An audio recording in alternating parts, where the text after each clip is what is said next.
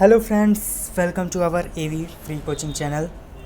आज मैं आप सभी के लिए सीडीपी से संबंधित कुछ क्वेश्चंस लाया हूँ इम्पोर्टेंट। तो चलते हैं सबसे पहले क्वेश्चन की ओर।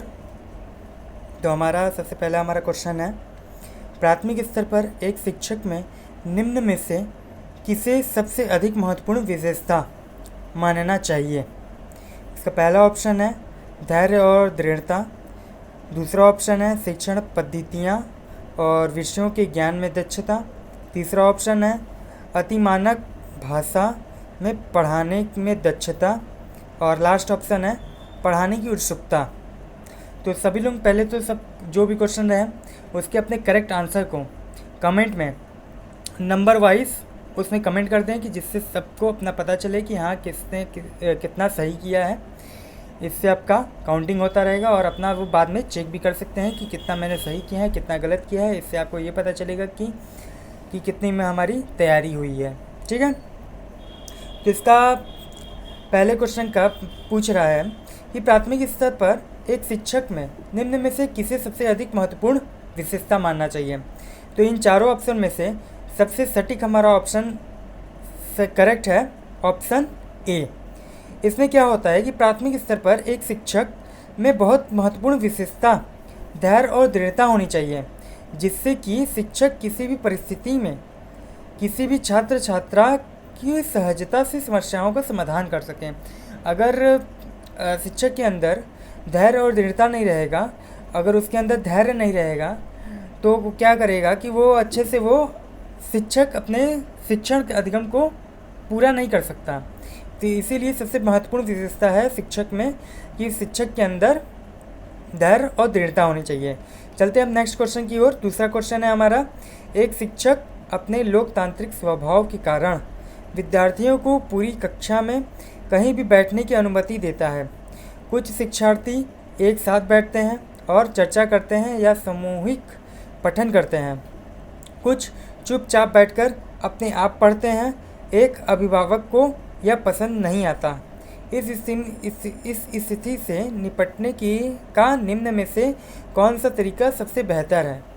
इसका ऑप्शन है पहला, अभिभावकों को प्रधानाचार्य से अनुरोध करना चाहिए कि वे उनके बच्चे का अनुभाग बदल दें। दूसरा ऑप्शन है, अभिभावकों को शिक्षक पर विश्वास व्यक्त करना चाहिए और शिक्षक के साथ समस्या पर चर्चा करनी चाहिए। तीसरा ऑप्शन है, अभिभावकों को उस विद्यालय से अपने बच्चे को निकाल देना चाहिए। ऑप्शन डी जो है, अभिभावकों को प्रधानाचार्य से शिक्षक की शिकायत करनी चाहिए। तो सबसे पहले तो सीडीपी हमारा ये ऐसा सब्जेक्ट होता है जिसमें हमें ये ध्यान दिया जाता है कि बच्चे में खूबियाँ को देखना है, उसकी नकारात्मकता को नहीं देखना है, और बच्चे के लिए जो सही है वही हमारा आंसर करेक्ट रहता है। ऐसे कई क्वेश्चन रहेंगे जिसमें आप बच्चे के 3 पॉइंट जो रहेंगे नेगेटिव रहेंगे और 1 पॉइंट जो रहेगा वो हमारा बच्चे के लिए पॉजिटिव रहेगा, और वही पॉजिटिव हमारा 99% हमारा वही ऑप्शन करेक्ट होता है। तो इसमें हम सबसे करेक्ट ऑप्शन है हमारा ऑप्शन बी, जिसमें लिखा है कि अभिभावकों को शिक्षक पर विश्वास व्यक्त करना चाहिए और शिक्षक के साथ समस्या पर चर्चा करनी चाहिए। तो ये समझ में आया है कि ऑप्शन बी हमारा क्यों करेक्ट है। अब चलते हैं ऑप्शन ए की ओर, ये भी देख लेते हैं कि इसमें क्या गलती है। इसमें लिखा है कि अभिभावकों को प्रधानाचार्य से अनुरोध करना चाहिए कि उनके बच्चे का अनुभाग बदल दें। अनुभाग बदलने से क्या कुछ नहीं होगा, अनुभाग बदलने से बच्चों का कुछ नहीं होगा। और ऑप्शन सी जो है, इसमें लिखा है कि अभिभावकों को उस विद्यालय से अपने बच्चे को निकाल देना चाहिए। बच्चे को निकाल देने से भी उसमें कोई चेंजेस नहीं होगा, उससे कुछ नहीं होगा। मतलब ऑप्शन लास्ट है डी, अभिभावकों को प्रधानाचार्य से शिक्षक की शिकायत करनी चाहिए। शिक्षक की भी शिकायत करना गलत है, तो ऐसे ऑप्शन को भी हमें करेक्ट नहीं करना है। तो इसीलिए हमारा राइट ऑप्शन है ऑप्शन बी। ठीक है, अब चलते हैं थर्ड क्वेश्चन की ओर। इस क्वेश्चन में लिखा है कि वह अवस्था जब बच्चा तार्किक रूप से वस्तुओं व घटनाओं के विषय में चिंतन प्रारंभ करता है।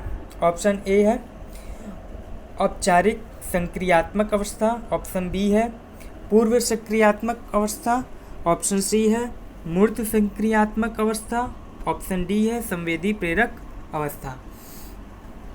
तो इसमें हमारा राइट ऑप्शन है ऑप्शन सी मूर्त संक्रियात्मक अवस्था। इस मूर्त संक्रियात्मक अवस्था में क्या होता है कि बच्चे के अंदर तार्किक रूप से वस्तुओं व घटनाओं के विषय में चिंतन करना प्रारंभ करता है, और किसमें पूर्ण रूप से पूरा हो जाता है, तार्किक रूप से वस्तुओं को घटनाओं को चिंतन करना किसमें पूरा हो जाता है, ये अनौपचारिक संक्रियात्मक अवस्था में हो जाता है। लेकिन अगर पूछेगा क्वेश्चन में कि प्रारंभ कब से होता है, तो ऑप्शन हम लगाएंगे मूर्त संक्रियात्मक अवस्था में। ठीक है, अब चलते हैं फोर्थ क्वेश्चन की ओर। फोर्थ क्वेश्चन है हमारा, मन का मानचित्रण संबंधित है। इसका पहला ऑप्शन है साहसिक कार्यों की क्रिया योजना से, बी ऑप्शन है मन का चित्र बनाने से, सी ऑप्शन है मन की क्रियाशीलता पर अनुसंधान से, ऑप्शन डी है बोध मतलब समझ बढ़ाने की तकनीक से। मन का मानचित्रण संबंधित है, इन चारों ऑप्शन में से किससे संबंधित है, यही पूछ रहा था। तो इसका करेक्ट ऑप्शन है सी मन की क्रियाशीलता पर अनुसंधान से। इसके बारे में कुछ जान लेते हैं। मन का मानचित्रण का अर्थ मन की क्रियाशीलता पर अनुसंधान से है। इसका अर्थ है किसी कार्य को करने से पहले उसकी एक रूपरेखा मन में बना लेनी चाहिए। ठीक है, फिर इसके बाद चलते हैं क्वेश्चन 5 पे। ये क्वेश्चन है हमारा, विशेष रूप से प्राथमिक स्तर पर विद्यार्थियों की सीखने संबंधी समस्याओं को संबोधित करने का सबसे बेहतर तरीका है।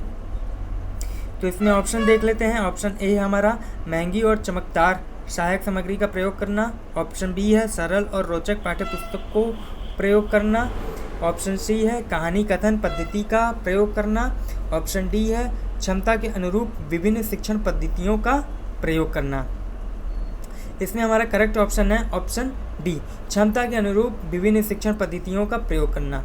इसमें आप ये भी देख सकते हैं ऑप्शन जी ए जो है महंगी और चमकदार सहायक सामग्री का प्रयोग करना, यह हमें ज़रूरी नहीं है कि महंगे और चमकदार सहायक सामग्री का ही प्रयोग करें।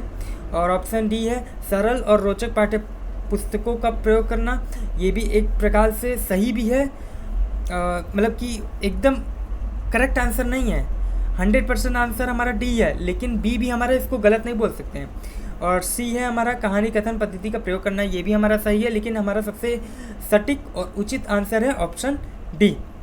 इसमें क्या होता है कि प्राथमिक स्तर पर विद्यार्थियों को सीखने संबंधी समस्याओं को संबंधित करने का सबसे बेहतर तरीका है कि अगर किसी शिक्षार्थी को कुछ समझाना है तो उसके लिए एक नहीं बल्कि उसकी क्षमता के अनुसार उसे विभिन्न शिक्षण पद्धतियों का प्रयोग करना चाहिए, ताकि प्राथमिक स्तर के छात्र को पूर्ण रूप से समझ सके।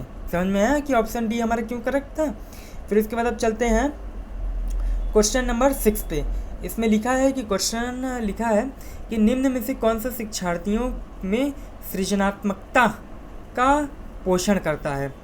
ऑप्शन पहला है प्रत्येक शिक्षार्थी की अंतर्जात प्रतिभाओं का पोषण करने के अवसर उपलब्ध कराना, ऑप्शन बी विद्यालयी जीवन के प्रारंभ से उपलब्धि के लक्ष्यों पर बल देना, ऑप्शन सी है परीक्षा में अच्छे अंकों के लिए विद्यार्थियों की कोचिंग करना, ऑप्शन डी है अच्छा शिक्षा के व्यवहारिक मूल्यों के लिए विद्यार्थियों का शिक्षण।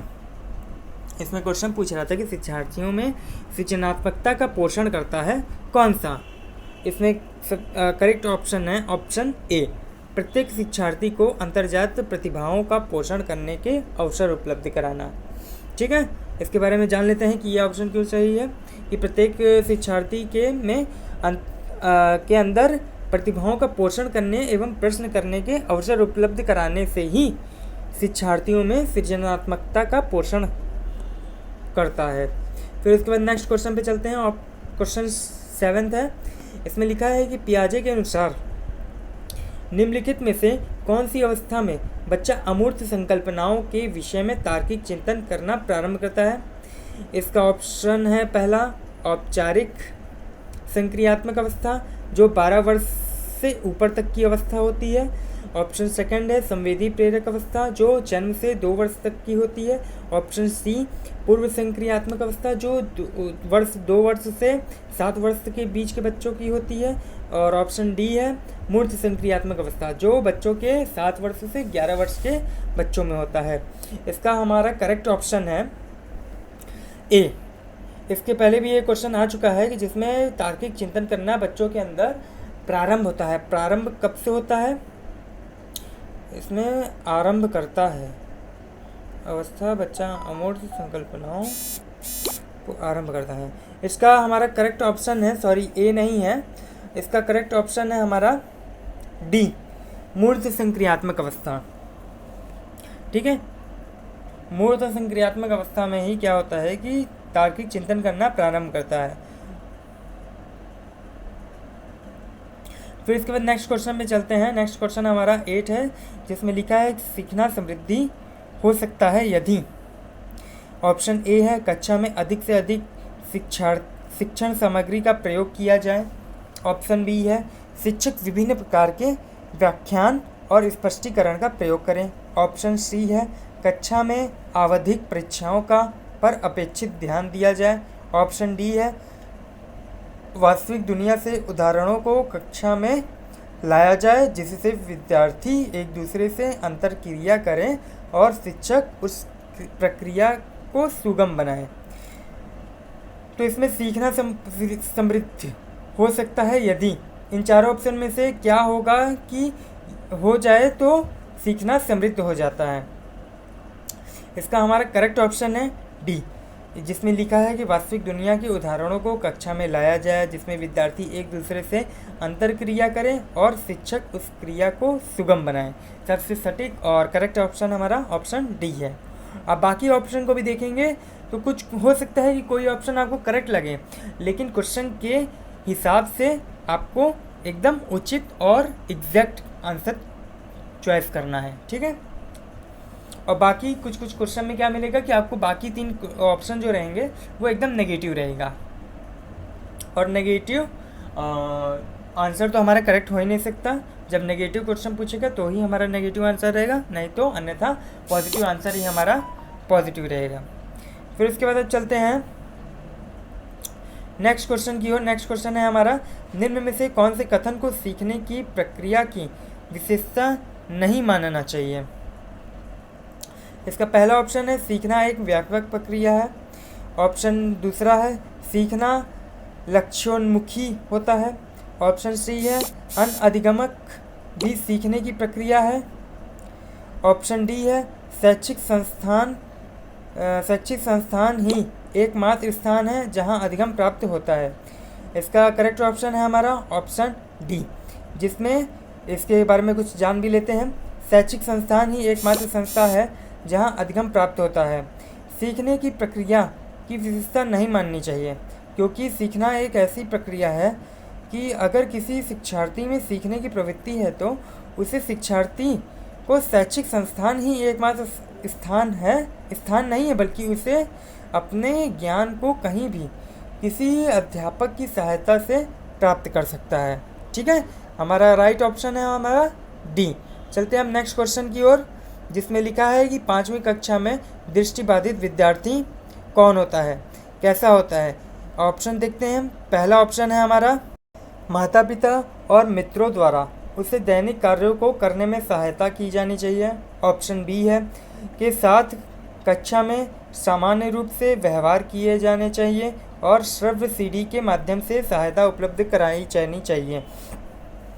ऑप्शन सी है के साथ कक्षा में विशेष व्यवहार किया जाना चाहिए। ऑप्शन डी है को निचले स्तर के कार्य करने की छूट मिलनी चाहिए। इसमें देखिए क्वेश्चन में लिखा है कि 5वीं कक्षा के दृष्टिबाधित विद्यार्थी के लिए आप क्या कर सकते हैं। उसके लिए क्या करेंगे कि वो उसका शिक्षण अधिगम और आसानी से और अच्छे से हो सके। तो इसमें चारों ऑप्शन ही हमारा गलत नहीं है, लेकिन इसमें से सबसे करेक्ट और सटीक आंसर चॉइस करना है। तो इसमें सबसे करेक्ट और एग्जैक्ट आंसर है हमारा ऑप्शन बी जिसमें लिखा है कि 7 बच्चे के साथ कक्षा में सामान्य रूप से व्यवहार किया जाना चाहिए और श्रव्य सीढ़ी के माध्यम से सहायता उपलब्ध कराई जानी चाहिए। तो ये हमारा सबसे करेक्ट आंसर है। फिर इसके बाद अब चलते हैं क्वेश्चन 11 पे, जिसमें लिखा है कि निम्न में से कौन सा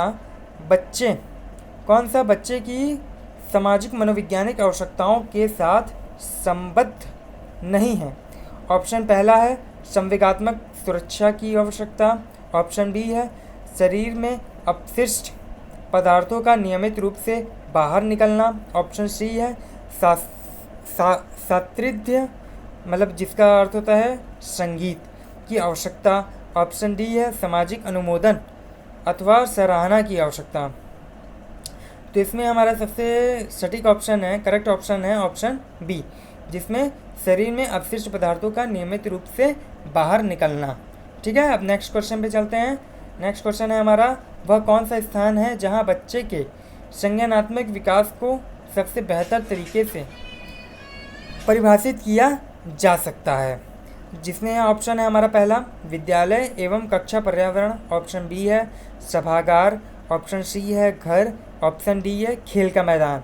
इसमें हमारा करेक्ट ऑप्शन है ऑप्शन ए, जिसमें विद्यालय एवं कक्षा पर्यावरण। इसके बारे में कुछ जान लेते हैं कि विद्यालय एवं कक्षा पर्यावरण के द्वारा ही संज्ञानात्मक विकास को बेहतर कैसे बनाया जा सकता है।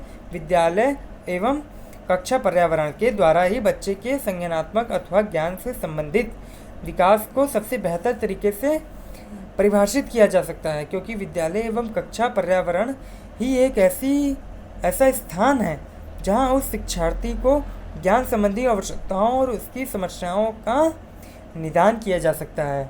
ठीक है, अब नेक्स्ट क्वेश्चन पे चलते हैं। क्वेश्चन नंबर 13, डैश को एक अभिप्रेरित शिक्षण का संकेतक माना जाता है। ऑप्शन पहला है शिक्षक द्वारा दिया गया उपचारात्मक कार्य। ऑप्शन बी है विद्यार्थियों द्वारा प्रश्न पूछना। ऑप्शन सी है कक्षा में एकदम खामोशी। ऑप्शन डी है कक्षा में अधिकतम उपस्थिति। इसमें पूछ रहा है कि डैश को एक अभिप्रेरित शिक्षण का संकेतक माना जाता है। इसमें से इस ऑप्शन में से, चारों ऑप्शन में से क्या है जिससे बच्चों में अभिप्रेरित शिक्षण का संकेतक होता है, मतलब कि उनको बच्चों को मोटिवेट होते हैं पढ़ने के लिए। तो जिसमें ऑप्शन हमारा सबसे करेक्ट है विद्यार्थियों द्वारा प्रश्न पूछना, ऑप्शन हमारा बी। इसमें क्या होता है कि बच्चे जब क्वेश्चन पूछते हैं कि उनके अंदर क्या होता है कि अभिप्रेरित शिक्षण का एक संकेतक माना जाता है। उनके अंदर क्या होता है कि उनके व्यवहार करने के लिए शक्ति प्रदान करते हैं, उनके अंदर आत्मविश्वास आता है, समझे, पूर्व अनुभवों और विशेषकर रुचियों को प्रयोग में लाकर अधिगम के लिए अभिप्रेरित कर सकता है। ठीक है, अब नेक्स्ट क्वेश्चन पे चलते हैं। क्वेश्चन नंबर 14, जिसमें लिखा है निम्न में से कौन सा बुद्धिमान बच्चे का लक्षण नहीं है। इसमें पहला ऑप्शन है हमारा वह जो प्रभावपूर्ण एवं उचित तरीके से संप्रेषण करने की क्षमता रखता है। ऑप्शन बी है वह जो अमूर्त रूप से सोचता रहता है। ऑप्शन सी है वह जो नए परिवेश में स्वयं को समायोजित कर सकता है। ऑप्शन डी है वह जो लंबे निबंधों को बहुत जल्दी रटने की क्षमता रखता है। तो इसमें हमारा सबसे करेक्ट ऑप्शन है हमारा ऑप्शन डी, जिसमें बुद्धिमान बच्चे का लक्षण नहीं है। ऑप्शन डी में पहली बात है क्या, वह जो लंबे निबंधों को बहुत जल्दी रटने की क्षमता रखता है। रटने की क्षमता पहली बात तो नेगेटिव पॉइंट है, इसलिए हमारा ये क्या है, रॉन्ग आंसर है। ठीक है, इसमें क्या है कि वे बच्चे जो किसी भी लंबे प्रश्न के उत्तर को समझने की जगह उसे रटने की क्षमता रखते हैं। तो रटने से क्या होता है कि बच्चों में हल करने की क्षमता जो होती है, समझ जो होती है, वो अच्छी नहीं होती है, इसलिए रटना बुद्धिमान बच्चे का लक्षण नहीं है। तो इसमें नेक्स्ट क्वेश्चन पे चलते हैं। क्वेश्चन नंबर 15, जिसमें लिखा है कि बच्चे दुनिया के बारे में अपनी समझ का सृजन करते हैं, इसका श्रेय डैश को जाता है। किसको जाता है, अब इसका ऑप्शन पे देखते हैं तो उसके बाद पता चलेगा। इसमें पहला ऑप्शन है पावलॉक। ऑप्शन बी है कोहलबर्ग। ऑप्शन सी है स्किनर। ऑप्शन डी है पियाजे। इसका करेक्ट ऑप्शन है हमारा ऑप्शन डी। ये इसका श्रेय किसको जाता है, मतलब बच्चे दुनिया के बारे में अपनी समझ का सृजन करते हैं, इसका श्रेय किसको जाता है, पियाजे जी को जाता है। ठीक है, जीन पियाजे इनका पूरा नाम है। ये स्विट्ज़रलैंड के रहने वाले हैं, इनका जन्म स्थान मतलब स्विट्ज़रलैंड था। अब इसके बाद चलते हैं क्वेश्चन नंबर 16 में। क्वेश्चन नंबर 16 में लिखा है कृतिका अक्सर घर में ज़्यादा बात नहीं करती, लेकिन विद्यालय में वह काफ़ी बात करती है। इसका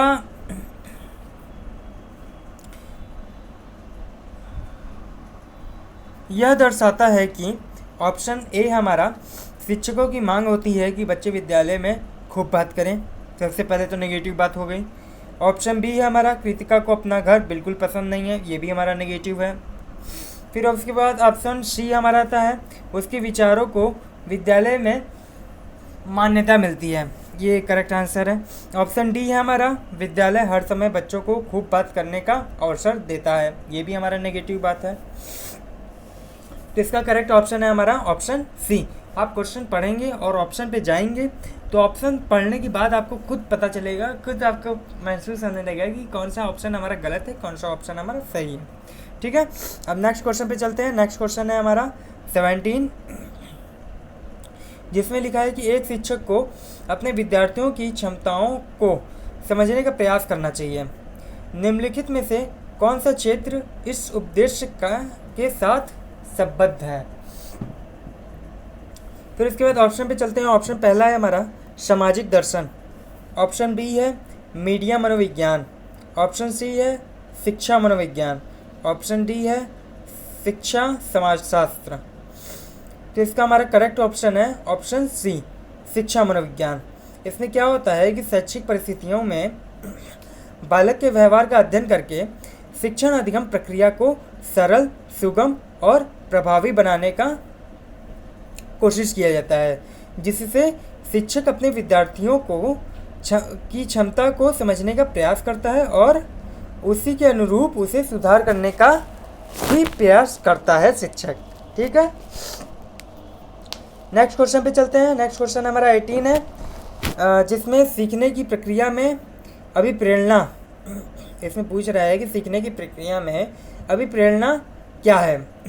पहला ऑप्शन है पिछले सीखे हुए को नए अधिगम से अलग करती है, ऑप्शन बी है हमारा शिक्षार्थियों को एक दिशा में सोचने के योग्य बनाती है, ऑप्शन सी है हमारा शिक्षार्थियों में सीखने के प्रति रुचि का विकास करती है, ऑप्शन डी है हमारा शिक्षार्थियों की स्मरण शक्ति को पैना बनाती है। तो इसमें हमारा पूछ रहा है कि सीखने की प्रक्रिया में अभिप्रेरणा क्या है। इसमें करेक्ट ऑप्शन है हमारा ऑप्शन सी, जिसमें शिक्षार्थियों को सीखने के प्रति रुचि का विकास करती हैं। इसमें देखिए ऑप्शन, अब बाकी तीनों भी देख लेते हैं, इस बार बाकी तीनों ऑप्शन भी देख लेते हैं क्या है। पहला ऑप्शन है पिछले सीखे हुए को नए अधिगम से अलग करती है, सबसे पहले गलत ऑप्शन है हमारा। इसमें लिखा है कि पिछले सीखे हुए मतलब जो पिछला सीख चुके हैं और जो नए अधिगम करने वाले हैं, तो पिछले वाले का कोई काम ही नहीं है, वो सबसे अलग है। तो ऐसा नहीं होना चाहिए, पिछले वाले से हमारा मिलता जुलता आगे वाला जो नया अधिगम होना चाहिए वो मिलता जुलता रहना चाहिए। इससे बच्चों में क्या होता है, अभी प्रेरणा मिलती है, आगे सीखने में उनकी रुचि बनी रहती है। ऑप्शन बी अब देख लेते हैं। ऑप्शन बी में क्या है कि शिक्षार्थियों को एक दिशा में सोचने के योग्य बनाती है, ये भी हमारा रॉन्ग आंसर है, क्योंकि हमें कभी भी शिक्षार्थियों को कभी भी बच्चों को एक दिशा में सोचने के लिए प्रेरित नहीं करना है, उनको कई बहु दिशा में सोचने के लिए प्रेरणा देनी है उनको। ऑप्शन सी तो हमारा करेक्ट है ही। ऑप्शन डी भी देख लेते हैं। ऑप्शन डी शिक्षार्थियों को स्मरण शक्ति को पैना बनाता है। इसमें बोल रहा है कि स्मरण शक्ति को क्या करता है कि खोखला करता है, कमज़ोर करता है। ठीक है, इसमें हमारे 3 ऑप्शन हमारा गलत थे, बस एक ही ऑप्शन हमारा जो सी था वो वही हमारा सबसे करेक्ट और सटीक आंसर था, इसलिए ऑप्शन सी हमारा जो है वो राइट आंसर है। ठीक है, अब चलते हैं नेक्स्ट क्वेश्चन पे। नेक्स्ट क्वेश्चन हमारा 19, जिसमें लिखा है कि शिक्षा के क्षेत्र में पाठचर्या शब्दावली डैश की ओर संकेत करती है। पहला ऑप्शन है हमारा विद्यालय का संपूर्ण कार्यक्रम जिसमें विद्यार्थी प्रतिदिन अनुभव प्राप्त करते हैं, ऑप्शन बी है मूल्यांकन प्रक्रिया, ऑप्शन सी है कक्षा में प्रयुक्त की जाने वाली पाठ्य सामग्री, ऑप्शन डी है शिक्षण पद्धति एवं पढ़ाई जाने वाली विषय वस्तु। इसमें हमारा सबसे करेक्ट ऑप्शन है हमारा ऑप्शन ए, जो विद्यालय का संपूर्ण कार्यक्रम जिसमें विद्यार्थी प्रतिदिन अनुभव प्राप्त करते हैं।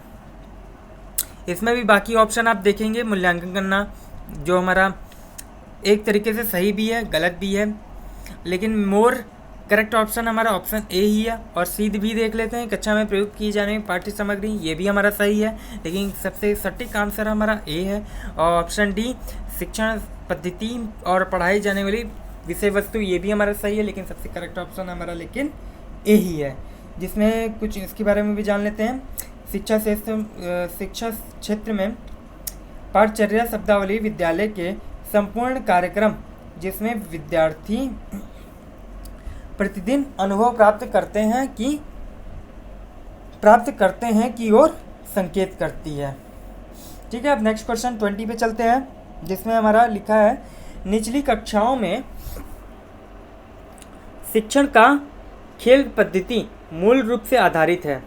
इसका ऑप्शन ए है शिक्षण पद्धति के सिद्धांतों पर, ऑप्शन बी है विकास एवं वृद्धि के मनोवैज्ञानिक सिद्धांतों पर, ऑप्शन सी है शिक्षण के समाज शास्त्रीय सिद्धांतों पर, ऑप्शन डी है शारीरिक शिक्षा कार्यक्रमों के सिद्धांत पर। इसमें हमारा सबसे करेक्ट ऑप्शन है ऑप्शन बी, जो वृद्धि एवं विकास के मनोवैज्ञानिक सिद्धांतों पर हमारा जो शिक्षण की खेल पद्धति मूल रूप से आधारित होता है। ठीक है, इसके बारे में और कुछ जान लेते हैं। इसमें क्या होता है कि निचली कक्षाओं में शिक्षण की खेल पद्धति मूल रूप से विकास एवं वृद्धि के मनोवैज्ञानिक सिद्धांतों पर आधारित होता है, क्योंकि छोटे बच्चे जो होते हैं वो सीखने, याद रखने और जानकारी का प्रतीक बनाने और समस्याओं को हल करने की क्षमता समान स्तर पर होती है। इसलिए निचली कक्षाओं में शिक्षण को खेल पद्धति के रूप में से विकास एवं वृद्धि के मनोवैज्ञानिक सिद्धांत पर आधारित है। ठीक है, अब नेक्स्ट क्वेश्चन पे चलते हैं। नेक्स्ट क्वेश्चन हमारा 21 है। एक बच्चा अतीत की समान परिस्थिति में की गई अनुक्रियाओं के आधार पर नई स्थिति के प्रति अनुक्रिया करता है या किसी से संबंधित है। ऑप्शन है हमारा ए है सीखने का प्रभाव नियम, ऑप्शन बी है सीखने की प्रक्रिया का अभिवृत्ति नियम, ऑप्शन सी सीखने का तत्परता नियम, ऑप्शन डी है हमारा सीखने का सादृश्यता नियम। इसमें हमारा करेक्ट ऑप्शन है ऑप्शन डी सीखने का सादृश्यता नियम। इसमें क्या होता है, सादृश्यता नियम के अनुसार एक बच्चा जो होता है वो नवीन परिस्थितियाँ या समस्या की उपस्थित होने पर उससे मिलती जुलती अन्य परिस्थिति का स्मरण करता है। मतलब कि जो समस्या उसके सामने उत्पन्न हो गई है तो वो अपने स्मरण शक्ति से ये मतलब कि देखता है कि पहले हमारे परिस्थिति हमारे साथ गुजर चुकी है उससे मिलता जुलता तो नहीं है, फिर जिससे वह पहले की भी अनुभव कर चुका है। इससे क्या होगा कि वैसे ही प्रक्रिया करेगा जैसे कि पहली परिस्थिति और समस्या के लिए किया था। ठीक है, नेक्स्ट क्वेश्चन पे चलते हैं 22, जिसमें हमारा क्वेश्चन है डैश प्रतिभाशाली होने का संकेत नहीं है। इसमें हमारा पहला ऑप्शन है दूसरों के साथ झगड़ना, दूसरा ऑप्शन है अभिव्यक्ति में नवीनता, तीसरा ऑप्शन है जिज्ञासा, चौथा ऑप्शन है सृजनात्मक विचार। इसमें हमारा करेक्ट ऑप्शन है, इसमें देखिए पूछ रहा है कि प्रतिभाशाली होने का संकेत नहीं है। इस ऑप्शन में से नेगेटिव बात पूछ रहा है कि जो प्रतिभाशाली होने का संकेत नहीं होता है। इसमें हमारा करेक्ट ऑप्शन है ए दूसरों के साथ झगड़ना। ये प्रतिभाशाली होने का संकेत नहीं है, लेकिन अभिव्यक्ति में नवीनता लाना, जिज्ञासा उत्पन्न होना, सृजनात्मकता विचार लाना, ये क्या है प्रतिभाशाली का होने का संकेत है। ठीक है, समझ में आ गया। अब चलते हैं नेक्स्ट क्वेश्चन पे।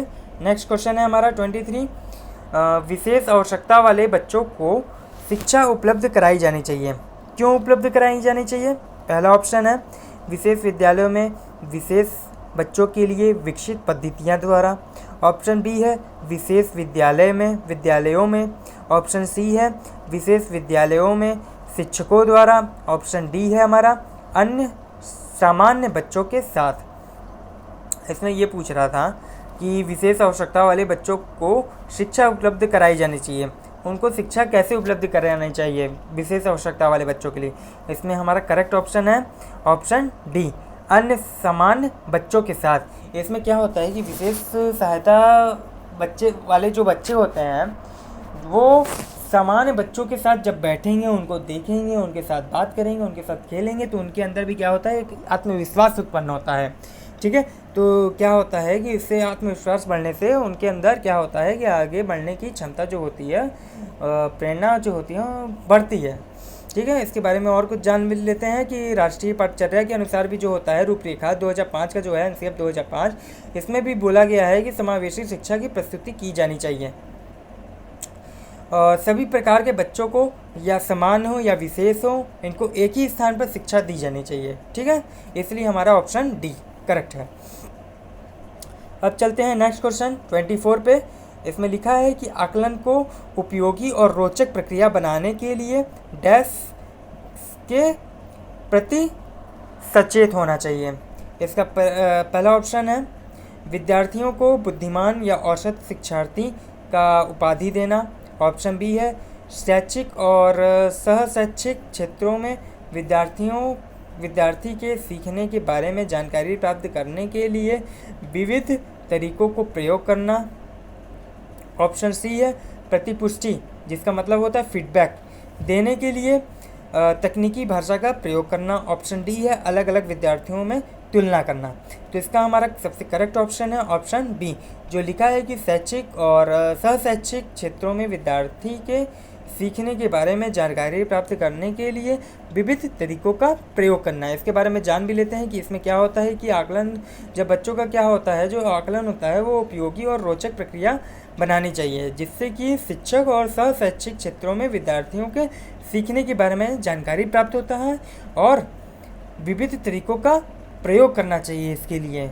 ठीक है, अब चलते हैं नेक्स्ट क्वेश्चन पे। नेक्स्ट क्वेश्चन है हमारा डिस्लेक्सिया किससे संबंधित है। ये इंपॉर्टेंट क्वेश्चन है सबसे।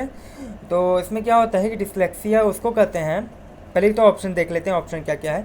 ऑप्शन ए है हमारा गणितीय विकास, ऑप्शन बी है हमारा पठन विकार, ऑप्शन सी है हमारा व्यवहार संबंधी विकास, ऑप्शन डी है मानसिक विकास। इसका करेक्ट ऑप्शन है डिस्लेक्सिया उसको कहते हैं जिसमें पठन विकार होता है, जिसमें पढ़ने की अक्षमता होती है।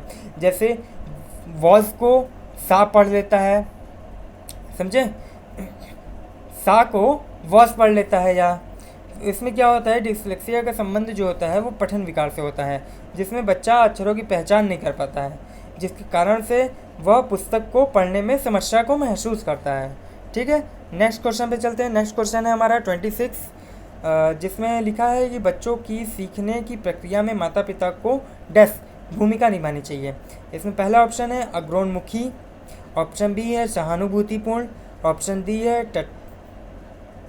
तटस्थ, ऑप्शन डी है नकारात्मक। फिर इसके बाद इसमें हमारा सबसे करेक्ट ऑप्शन है कि माता पिता को कौन सी भूमिका निभानी चाहिए इन चारों ऑप्शन में से।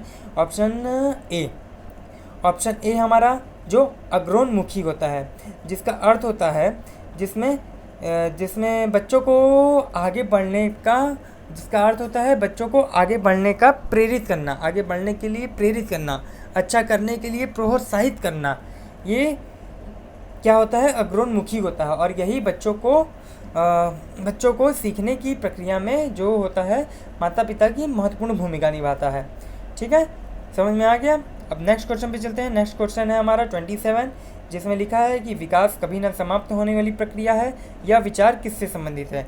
मतलब कि विचार कभी न समाप्त होने वाली प्रक्रिया है, यह विचार किसी से संबंधित है। इसमें पहला ऑप्शन है निरंतरता का सिद्धांत, ऑप्शन बी है एकीकरण का सिद्धांत, ऑप्शन सी है अंतःक्रिया का सिद्धांत, ऑप्शन डी है अंतर संबंध का सिद्धांत। इसमें हमारा करेक्ट ऑप्शन है ऑप्शन ए, जो लिखा है निरंतरता का सिद्धांत। निरंतरता का मतलब होता है लगातार चलते रहना, इसलिए कभी न समाप्त होने वाली प्रक्रिया को क्या कहते हैं, निरंतरता का सिद्धांत कहते हैं। ठीक है, करेक्ट ऑप्शन हमारा ऑप्शन ए है। ठीक है, नेक्स्ट क्वेश्चन पे चलते हैं 28 पे। 28 है हमारा सीखने के अंतर्दृष्टि सिद्धांत को किसने बढ़ावा दिया। इसमें पहला ऑप्शन है पावलोव, ऑप्शन बी है जीन पियाजे, ऑप्शन सी है वाइगोत्स्की, ऑप्शन डी है गेस्टॉल्ट सिद्धांतवादी। तो इसमें ये पूछ रहा है कि ये सिद्धांत बढ़ावा किसने दिया। इस सिद्धांत को बढ़ावा किसने दिया है, गेस्टॉल्ट सिद्धांतवादी। मतलब हमारा करेक्ट ऑप्शन है ऑप्शन डी। ठीक है, अब चलते हैं नेक्स्ट क्वेश्चन पे। नेक्स्ट क्वेश्चन हमारा 29, जिसमें है निम्नलिखित में से किस अवस्था में बच्चे अपने समवयस्क समूह में सक्रिय सदस्य हो जाते हैं? इसमें हमारा क्या होता है कि इसमें हमारा करेक्ट ऑप्शन है, मतलब कि देख लेते हैं ऑप्शन क्या क्या है। इसमें ऑप्शन है, ऑप्शन पहला है प्रौढ़ावस्था, ऑप्शन बी है पूर्व बाल्यावस्था, ऑप्शन सी है बाल्यावस्था, ऑप्शन डी है किशोरावस्था। ठीक है, इसमें हमारा करेक्ट ऑप्शन है ऑप्शन डी, जो किशोरावस्था है। किशोरावस्था में क्या होता है कि बच्चे जो हैं वो अपने समवयस्क, अपने जो समूह होता है, जो अपने जो साथी होते हैं उनके साथ सक्रिय सदस्य निभाते हैं। फिर इसके बाद अब हमारा इस वीडियो का लास्ट क्वेश्चन है क्वेश्चन 30, जिसमें लिखा है क्वेश्चन, बच्चों में बौद्धिक विकास की 4 विशिष्ट अवस्थाओं की पहचान की गई है। 4 विशिष्ट बौद्धिक विशिष्ट अवस्थाओं की पहचान किसने की है, ये बताना है हमारा हमें। मतलब हमारा पहला ऑप्शन है इसमें एरिक्सन द्वारा, ऑप्शन बी है स्किनर द्वारा, ऑप्शन सी है पियाजे द्वारा, ऑप्शन डी है कोहलबर्ग द्वारा। ये बताना है कि इस चारों मनोवैज्ञानिकों में से किसने बच्चों के बौद्धिक विकास की 4 विशिष्ट अवस्थाएं की पहचान की है। तो इसमें हमारा करेक्ट ऑप्शन है, मतलब जीन पियाजे ने, ऑप्शन सी जीन पियाजे के द्वारा ही 4 विशिष्ट अवस्थाओं की पहचान की है बौद्धिक विकास की। ठीक है, आज हमारा ये वीडियो यहीं पे समाप्त होता है। और ऐसे ही आपको अगर ऐसे ही इम्पोर्टेंट क्वेश्चन चाहिए, रिवीजन करना है, तो इसके लिए आप हमारे चैनल को अपने दोस्तों के बीच शेयर करिए, लाइक करिए, कमेंट करिए, सब्सक्राइब करिए और बेल आइकन को ऑन करिए, जिससे कि मुझे भी मोटिवेटेड मिलते रहे और मैं भी ऐसे ही इम्पोर्टेंट क्वेश्चंस को आपके सामने लाता रहूँ, आपकी प्रैक्टिस कराता रहूँ। और आप इस बार अपना ये लास्ट मौका मान के चलिए कि सीटेट आपको इस बार पास करना है तो करना है। तो इसके लिए आप मेहनत करिए और रिवीजन तो मस्ट करिए, क्योंकि रिवीजन से ही आपका सीटेट पास होगा, क्वालिफाई होगा। तो इसी बात पर अब मैं अलविदा लेता हूँ, चलते हैं। Thank you so much.